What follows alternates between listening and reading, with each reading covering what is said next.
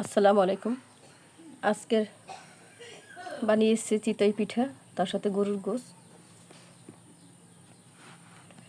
চিতই পিঠা কীভাবে বানাইছি সেটা প্রস্তুত প্রণালী এখন দেখাবো আপনাদেরকে।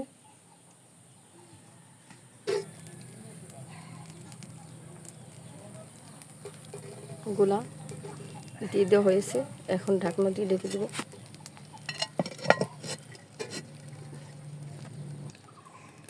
বিসমিল্লাহ, এখন উঠাবো। দেখতে পারতেছেন কি সুন্দর ফুলেছে।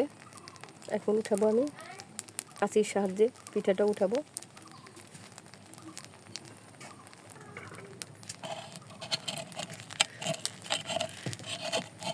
মাশাআল্লাহ, কি সুন্দর উঠে গেছে। এরকম করে আমি সবগুলো পিঠা উঠিয়ে নেব।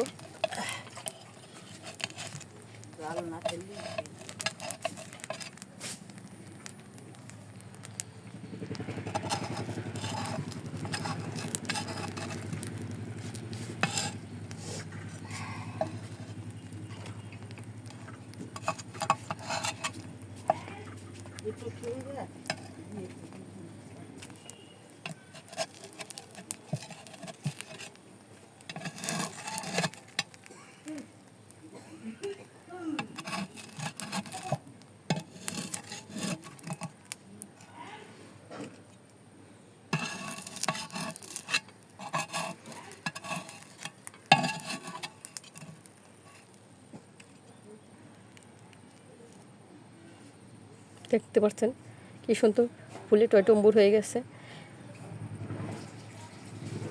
চিতই পিঠা তো আমার গোশ দিয়ে খেতে খুবই ভালো লাগে। কার কার ভালো লাগে কমেন্টে বলবেন। এখন আরেকটি গোলা দিয়ে দেবো। ওরকম করে আমি সবগুলো পিঠা ভেজে নিয়েছি।